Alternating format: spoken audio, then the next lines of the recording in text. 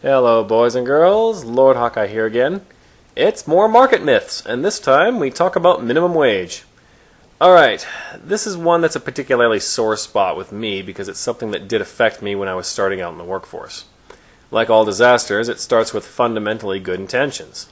Make a minimum wage law so nobody has to eat bread and water for their whole lives. Yay! Well, since poor people still exist in countries with minimum wage, already this claim falls under question. Well, what's wrong with it? Let's use the werewolf blacksmith shop again, just for the heck of it. She-Wolf Hawkeye gets a lot of orders for horseshoes, so much that she can't fill them on her own. So she hires apprentices to make horseshoes since they're pretty simple to make. Now let's say She-Wolf Hawkeye makes 10 silver profit on every horseshoe made. So let's say she has an apprentice, Valkyrie Hawkeye, who can make 10 horseshoes in an hour. So she pays him 80 silver an hour.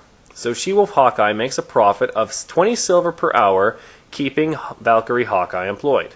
She-Wolf Hawkeye makes more money, Valkyrie Hawkeye makes a living, more customers get horseshoes than they would if She-Wolf Hawkeye worked alone. Everybody wins. Now let's say She-Wolf Hawkeye gets lots of orders, so she employs 3 apprentices. We have Valkyrie Hawkeye, who can make 10 horseshoes an hour, earning She-Wolf Hawkeye a 20 silver per hour profit. Then you have Incubus Hawkeye. He's more experienced in blacksmithing, and he can make 12 horseshoes an hour. That's 40 silver per hour profit. Then there's Neko Hawkeye. She's a younger apprentice who only just started learning the trade. She's only able to make 9 horseshoes an hour, but still, that's a 10 silver per hour profit to employer, so it's still good. Now what happens if we were to implement a minimum wage law requiring She-Wolf Hawkeye to pay all of them 95 silver per hour?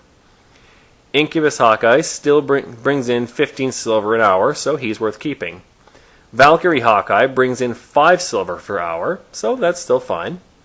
Neko Hawkeye, however, She-Wolf Hawkeye is now losing 5 silver an hour keeping her employed. So what does she do? She has to let her go because she's not producing value for the store. So while the first 2 apprentices got slight benefits from this law, Neko Hawkeye suffers a complete and total loss. She lost her job and lost her chance at gaining the valuable experience she needs to pursue a career in the blacksmith trade. I mean, sure, it's nicer for the first 2, but shouldn't we consider Neko Hawkeye's situation?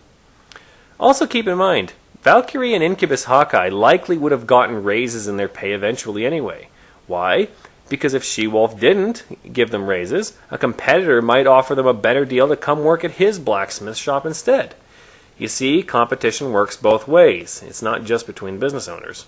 Contrary to popular belief, minimum wage does not help employees at the expense of employers. It helps more experienced workers at the expense of less experienced workers. You tell me, is that fair? Is that your idea of helping the vulnerable? There's just 2 simple acid questions for resolving this matter. The first, who actually lobbied for these laws? If you think it was the low-wage earners, you'd be hideously wrong. It's the already entrenched workers seeking to keep out younger competition who are able to undercut them because they don't have families or mortgages to pay off. Now, of course, people like to babble about how fast food workers have got families to feed and minimum wage just isn't enough. Well, I got a news flash for you.